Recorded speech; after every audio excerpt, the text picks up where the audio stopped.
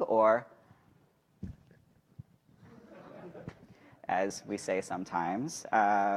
This talk is about accessibility, but it's really about communication.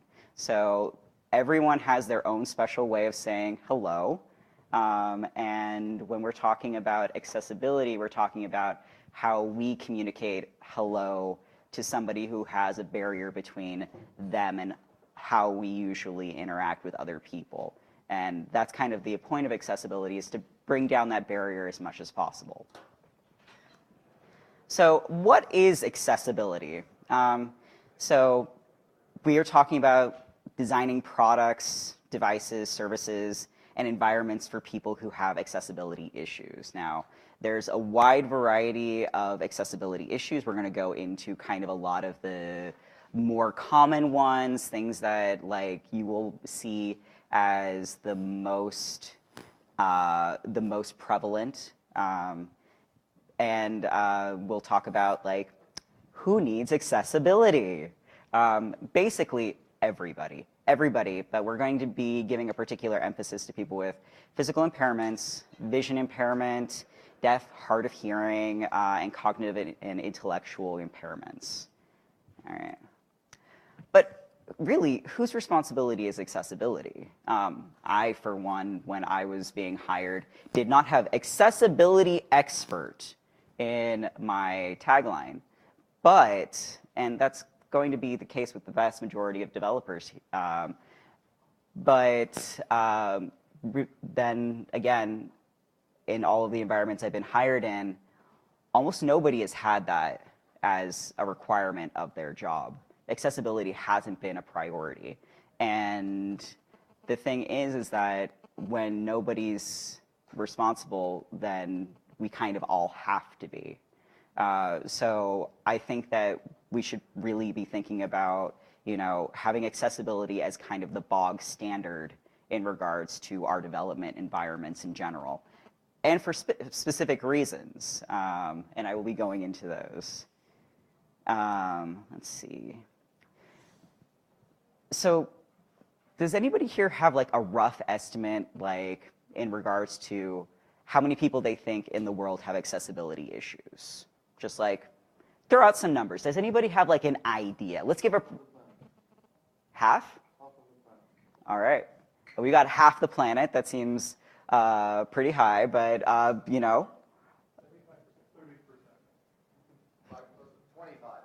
25%. Okay, so what it's telling me, and it should be telling you, is nobody's entirely sure in this room kind of like where that standard is.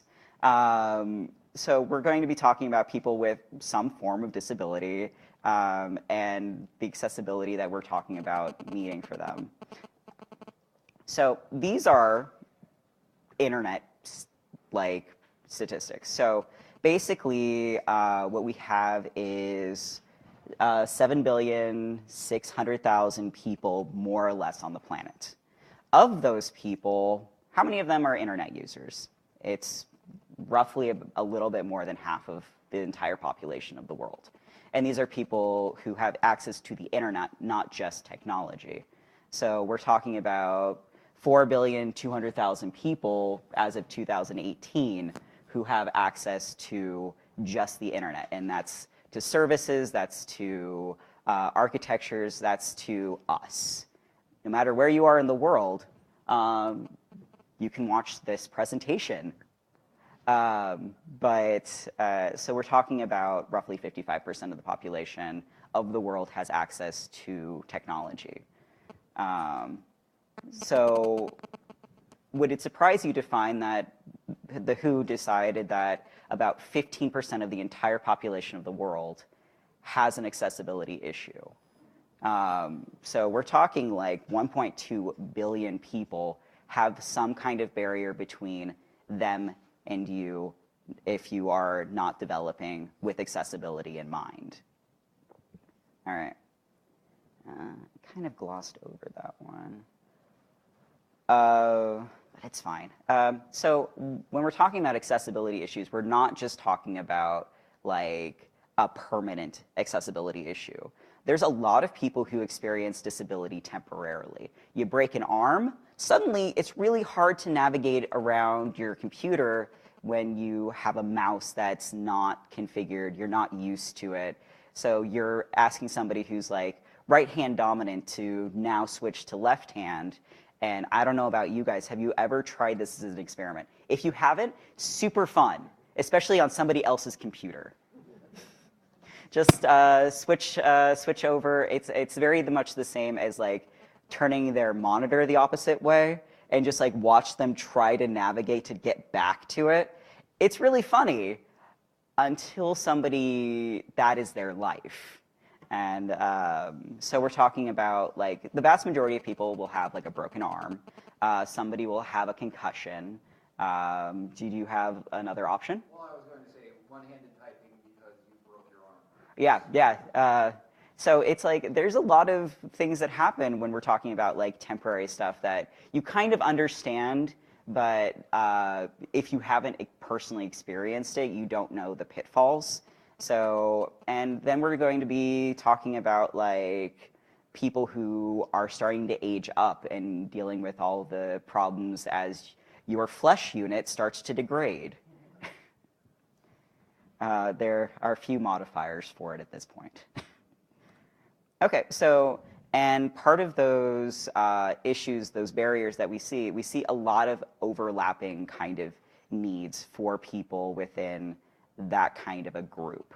So when we're talking about, I have a lot of examples as we're going through, so we'll go over a lot of those overlapping needs, but many groups experience the internet and technology through the same mediums. And if there is a barrier to them, then they are seeing a lot of barriers that are very similar. So somebody with a visual impairment is going to have some of the same issues gaining access to the technology that they need as, say, somebody with a physical impairment, because the way that they're meant to navigate is very similar, and how they're meant to gain information has a lot of the similarities between those. So what that means for us as technology people is that there's a lot of opportunity to produce beneficial tools for multiple groups of people. And once you like cap out at a certain group of tool sets, then there's avenues to produce more specific tools based off of that architecture. It's a little bit like Hydra. You cut off one head and then like many spring forth. That's the technology kind of idiom that I think this really provides an opportunity for. The other part of this is that there's a lot of accessibility tools that are fantastic for people without accessibility needs. I don't know if you guys play a lot of games, but there's an Alienware computer that came out not too long ago with eye tracking, and this is completely just meant for gaming. Fantastic for somebody with ALS who's lost the ability to utilize their limbs. And so one of my best friend's fathers recently passed from ALS, and this was a tool that he was using to text message, to browse Facebook, to write his last will and testament. He wrote it himself, had it verified by a lawyer friend. All of this done with a piece of technology that was intended for like blowing up space blocks. So, you know, there's a lot of things that are multi-layer, they have multiple interactions that are beneficial for multiple types of people. And that's a little bit of like my underlying thought process here, is that accessibility is good for everybody. All right. And when we're talking about accessibilities, there's 4 principles. They follow the POUR method, P-O-U-R. I will give a very brief overview of kind of what that means. There's a lot of text. I hate doing that, but it's like very specific stuff. Perceivability is information and user interface components must be presented to users in a way that is perceivable. So if you have a website open, I know that many of you were here in the 90s. How many of you opened up a website and music just started playing? Or, welcome to GeoCities. So that is an issue because there was never a subtitle. If you're deaf or hard of hearing, that's a perceivability issue. So if there's information that's specific to the website or a secret or something like that, if not every user can perceive it, it's a huge issue. So that is what they mean by perceivability, is that don't have a thing that has a blocker for understanding, just like built in. Let's see, operatable. User interface components and navigation must be operatable. This means that a user must be able to operate the interface. So if you, some of you are probably Linux buffs, gonna throw it out there, and don't necessarily use a mouse. This is completely for you. This is basically a lot of websites now, especially I'm gonna throw myself under the bus, from front-end developers, don't necessarily have just a tab through kind of mentality. They're like, oh, but look at this beautiful design, that when you try to tab to it, doesn't arrive. It just never gets there. That is an operatable snafu. That is not what you want. Let's see. Understandable information and the operation of user interface must be understandable. This means that I know that a lot of people probably, this is a little bit of a looser one because understandability is a little bit of a harder kind of like, this is the barrier right here. But pretty much this means, you know, being very clear, very direct. I used to grade college papers, so don't do those kinds of information sharing, because I can tell you what, I read through at least 24 papers, not in the very distant past, and I had no idea what the project was from any of those papers. So that's that's an understandability issue, and like that's one that it's a little bit harder to kind of conceptualize. And robust content must be robust enough that that it can be interpreted reliably by a wide variety of user agents, including assistive technology. So this means that when you're dealing with a screen reader, all of your media should have an alternative kind of a tag in it. Because like, if you get a picture, the picture doesn't tell you what's in it. Like there's some really, really cool open source like technology now that's being able to grab a picture and kind of tell you what it thinks is in it. I wrote a really janky hackathon kind of a program that took an image in. It told you what it thought was in the image, and then we queried the Gutenberg press to try to find poetry related to those keywords. So we got some really, really interesting kind of interpretations, but that's not most technology. That is still in the conceptual phase. It hasn't even gone to like alpha or yet. So, you know, that's kind of the robustness, is that having that kind of information baked in is just super easy for screen readers and other technology. Let's see. And why are we, what are we doing to standardize this process? Well, we have a beautiful thing called the WCAG. It's the conformance guidelines that a lot of the accessibility kind of stuff is following. If anybody does international business, this is a very necessary resource, because this is the standard by which the European Union mandates their accessibility standards. So I don't know if any of you guys pay attention, but like the European Union is real good about suing you. Real solid. It's like one thing that I wish that they weren't so great at. But if you have international business that is somehow hosted or prevailed in Europe, this is a very important document that you should take a look at, because they mandate by law that websites should meet a certain level of accessibility. And so I think that's good anyway. They just have teeth for their legislation.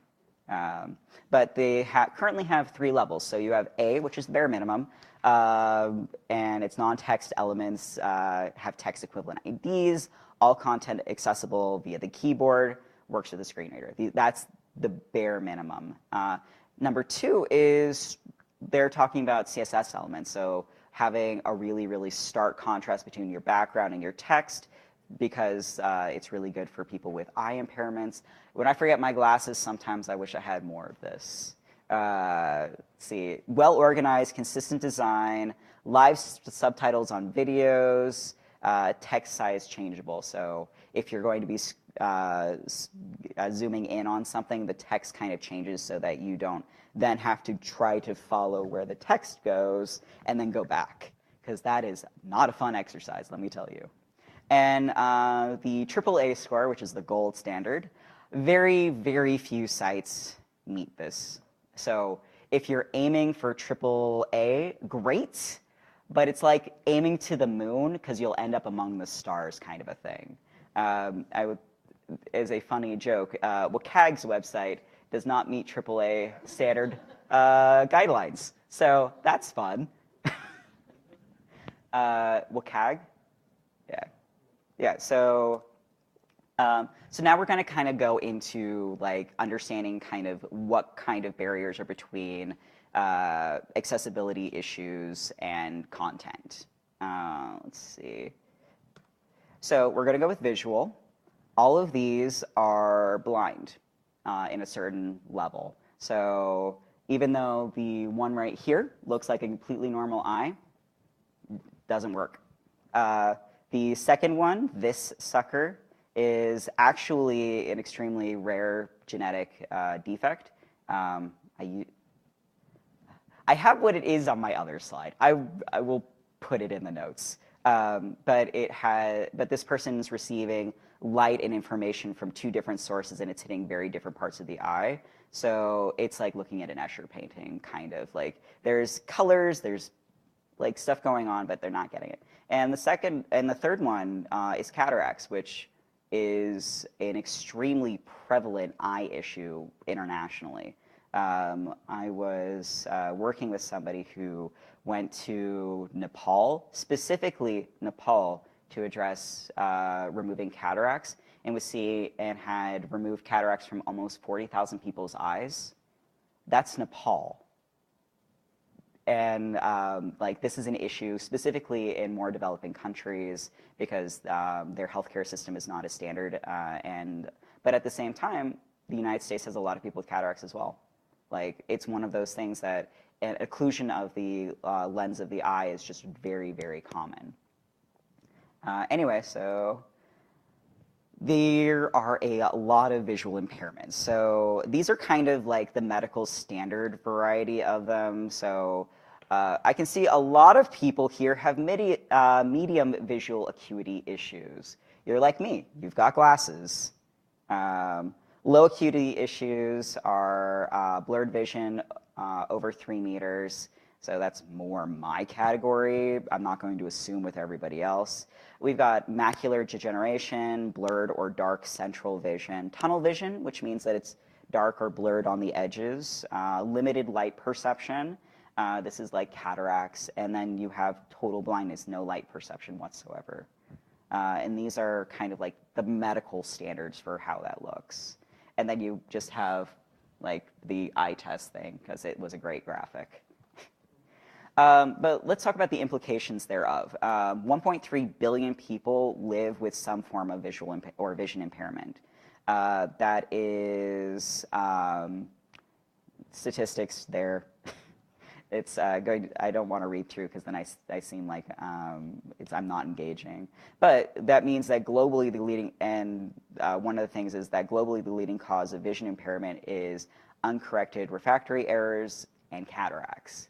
So this is kind of what I meant. Like the vast majority of people who have vision impairment issues have a vision impairment issue that can be addressed if they had access to medical care that could provide it.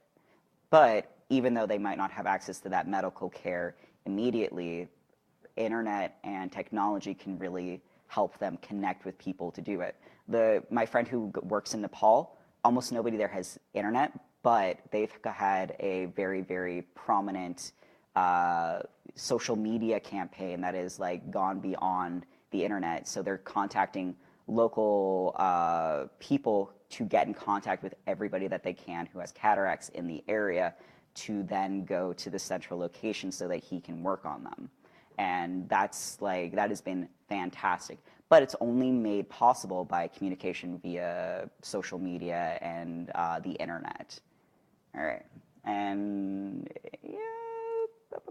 So how many people here have color blindness?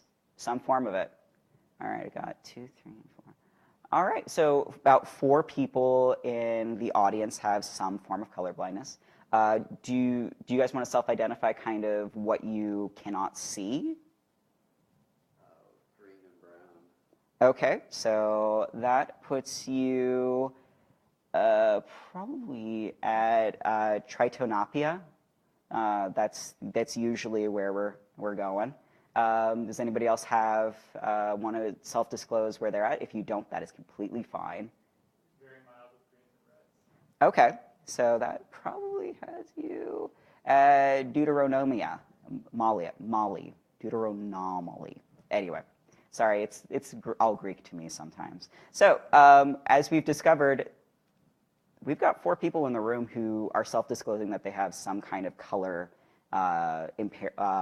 blindness issue. So what that means is that real common, especially I think all the people who had their hands up are people who work in technology themselves. Like it's much more one of those issues that the bare statistics are 94% of people do not have a color blindness issue, but that means that 6% do have a color blindness issue. So when you're developing for websites and stuff, have any of you guys seen those bubbles that have like a lot of colors and then they have like a 9 and a slightly different color? Yeah, they're the worst. They're literally the worst. But even though we have this called out to like do one of those, there's a lot of instances where it happens anyway, but it's not called out. And that kind of an instance where there's a lot of meshes of color all kind of in the same tone is going to be an issue for somebody with a color blindness impairment. So this is a lot of like the website backgrounds who are tone on tone, which looks really nice a lot of the time if you're a front-end developer because tone on tone is like a very appealing kind of a look. Real crappy if you got a color blindness issue. And these are statistics in regards to it. So 4.6% of men have deuteronomaly, 1% have protanopia. I totally had these remembered and then I completely spaced. Uncommon is tritonopia. And real uncommon is total color blindness. So all I see is black and white. That is 0.00003% of the population. This is about how many people it actually affects, though. So we've got almost, let's see, 375 million people have trouble with being able to see the first slide. So they have deuteronomaly. That is an interesting statistic that I'll just throw out there. 76 million people have protanopia, 760,000 people have tritonopia, and 260,000 people have monochromacy. So that is not a small number of people. I'll tell you what, certain websites I've worked for would like to have 260,000 people go to their website in general. But, you know, it is what it is. Okay. And so for people with visual impairment issues, we have a large number of options because there's not just one way to build a wheel. There are several different ways to kind of address specific issues and make them less prevalent. So has anybody seen a refresher braille? Yeah, okay. That does not surprise me. But so refresher brailles are really great. They have a braille system that reads text from screen. This is like the next level of a screen reader if you are in an environment where that is not something that's going to work for you, or if you just hate screen readers. I've had a lot of people that I've interacted with who just hate them. And to be fair, I've used them before, and they are not super great. They work in a pinch if you have no other option, but they're not super great. And as we'll go to the next one, screen readers, most major computer system technology has some variety of screen reader. Oh, okay. Okay, yeah. Yeah. Orca screen reader for some things in Linux, and a couple of different speech interfaces what I use. Yeah, and there's like Orca screen readers is something that I was going to have a little bit later as like recommended technology to take a look at. But screen readers do fill a gap in a lot of technology. Let's see. Another one that I really, really enjoy are image readers. So you take a picture and it identifies text in the picture. Some of them will start identifying things like restaurants, like Google has some interesting technology there. And so these are really, really important for people who have a visual impairment, but also in certain areas for people who don't. I'll get more specific with that in a minute. And then we have like zooming technology if your visual impairment is not greater than a certain level. Let's see. I'll just go into an example of like making a piece of technology that's bog standard a little bit more accessible. So this is a place order form. So what we have is the pay with method, ship to, remember details, subtotal, shipping, tax, total, and then a button for place order. So this is very bog standard. You see this in almost every website where you can purchase something. Does anybody see any issues with this? Yeah. All right. So I will go in. So the payment or pay with and the payment method are very far from each other. I, as a person who is visually okay, still have to drag my eyes from pay with all the way over to the drag down screen. So this is an example of not the best. But same information, we have a more accessible place order form. So we've got subtotal, shipping, tax, total, all close together so you understand where things are going very linearly. Pay with method has the drop down directly below it, so it is visually very appealing. But also if you are using a tablature, it leads directly to it. It's like one here and then bam, right there. And remember, details is right next to its own checkbox. This is an example of not a huge difference, but it makes a huge difference. All right, I'm getting a little close in time, so I'm going to rush a little bit for the next one. So other common examples, this is an example of a poor distinction between the text and the background because they are the same level and it's not very stark.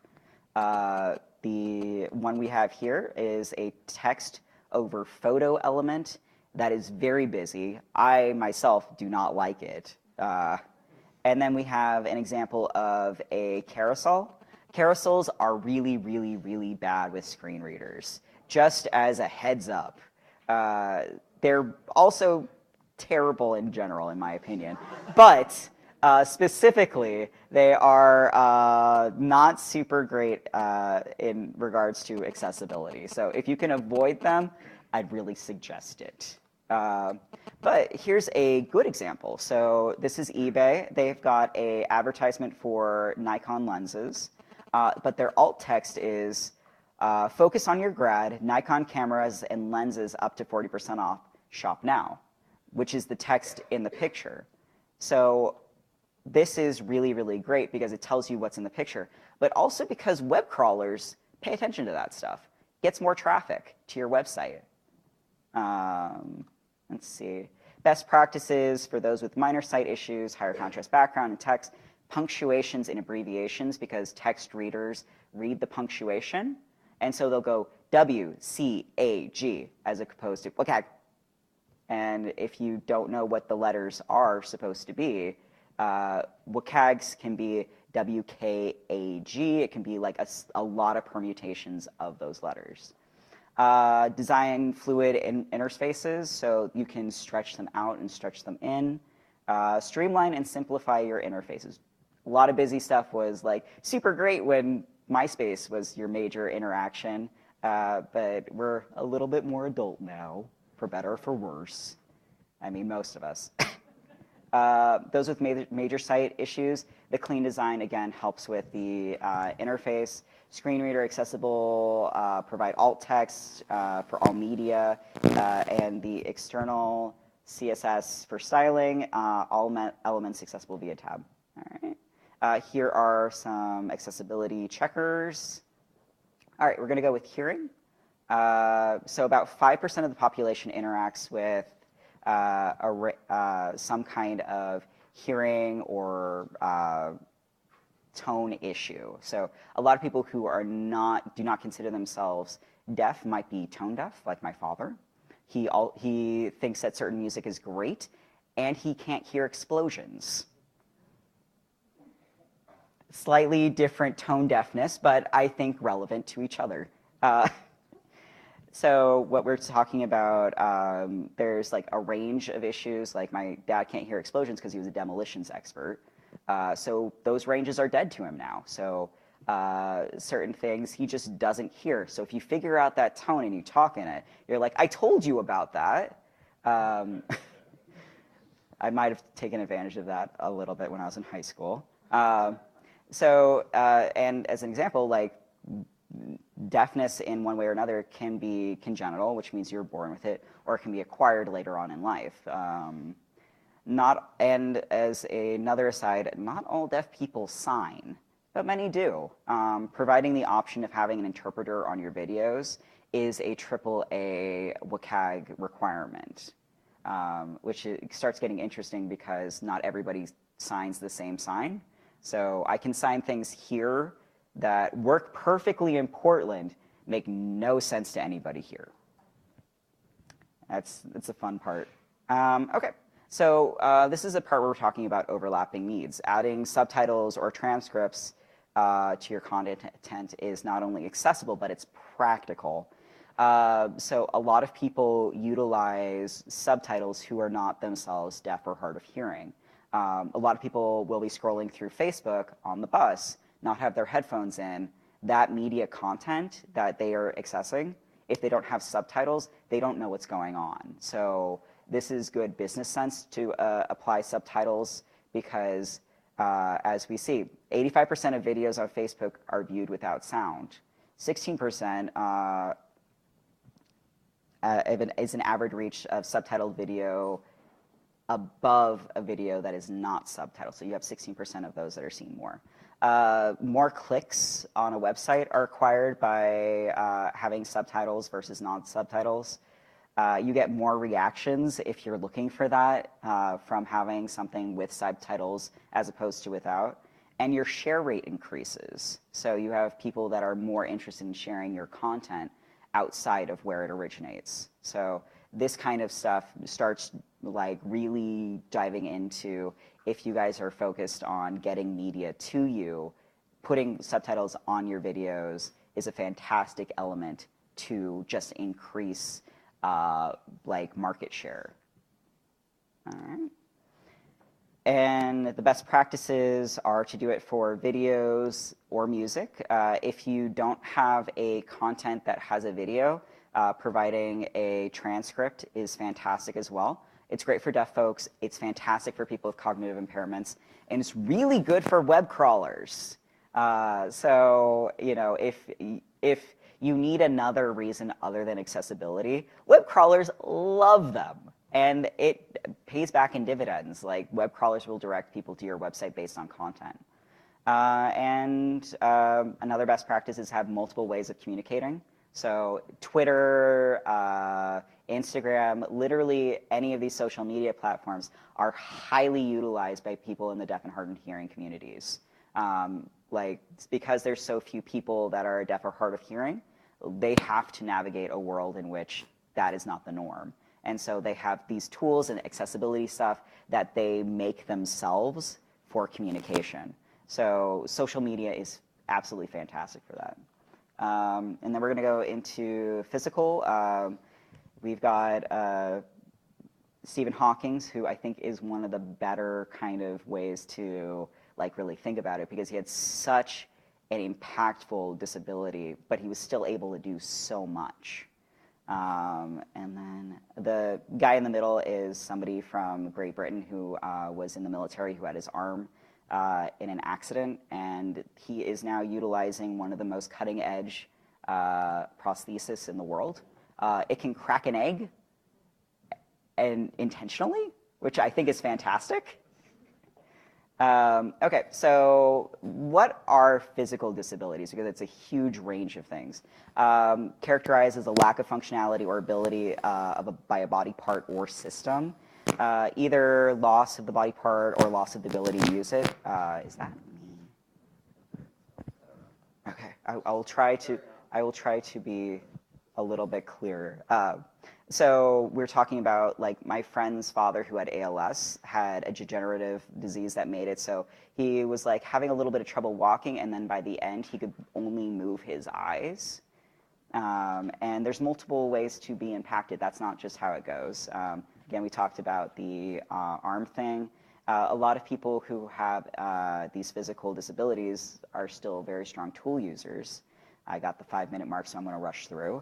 So these are common tools for people with physical disabilities. We've got switches, which are left, right, confirm, or deny is usually how it goes. We have voice controls, which if anybody has an OK Google thing or just a Android phone, we have mobility styluses. You don't see many of these anymore for the better part. And then you have the eye tracking technology. This is the one that we were talking about earlier. So this is an example of a really good kind of accessibility website, because all of these elements can be tabbed through, and they're very clear with where the tab is. This is a bad example. So it's kind of all over the place. It's not really clear where you end up. This is unfortunately kind of bog standard for a lot of websites that don't think about accessibility.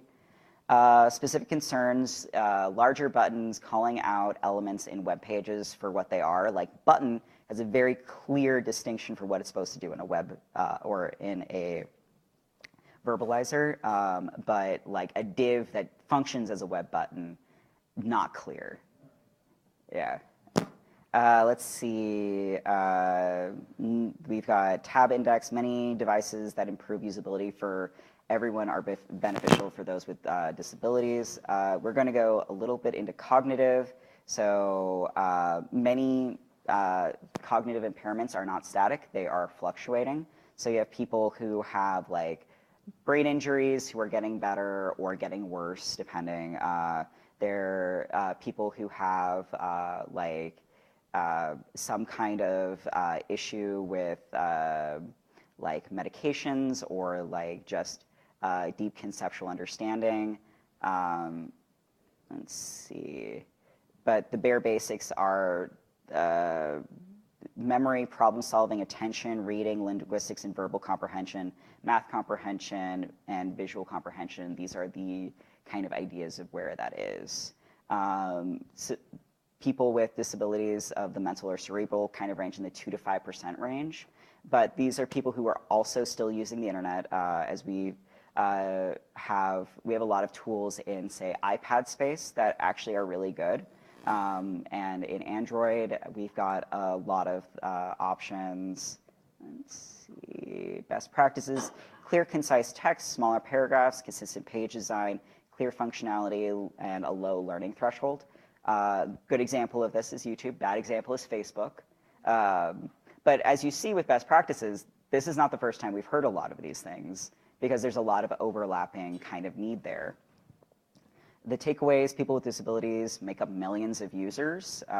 When using the web, many find barriers and will often click away from sites that they are having difficulty with. So if your website or interaction is not easy to access, they will leave. So you will lose out on them. Makes it good for everybody. These are some common screen readers. NVDA is a Python Windows-based one. Orca is a Linux one. We've got some magnifiers, virtual magnifying glass. Subtitle or voice to text, Caldy and Simon are great. Gaze tracking, PyGaze, and MIT Pupil. MIT Pupil, since we're at MIT. Yeah, and thank you. This has been my presentation. I don't know how much time we have left. We have about 1 minute, but is this working now? I don't think that's I don't working. think that's working. I can't hear that one. Can you make it up here? It's not accessible. I think this one, no. Because we went a little bit long into This one you can hear? Oh, yeah. Okay. Anybody have a question? Time for one. Yep. Just, can you? Oh, let's see. I'll just bring it up. Testing. I would also like to add sensory input problems to Yes. what you said. So I get migraines that are triggered by black background with white text, and there are a lot of websites that I just can't read, including one of my husband's websites. Shame. So you talked about having the option to change font size on websites, but Yes. also, and I know front-end developers don't want to have the ability to change your themes, but if you can have like a light theme and a dark theme or something like that. Yeah, that's no, helpful I for think that is absolutely fantastic. And I will point out that like there's a lot of things that I myself don't know because I haven't experienced them. So I will be adding that to my presentation as an inclusion for the next time. Does anybody else have any questions, comments? I love feedback. We're unfortunately out of time. Or you can talk to me outside. Thank you guys so much.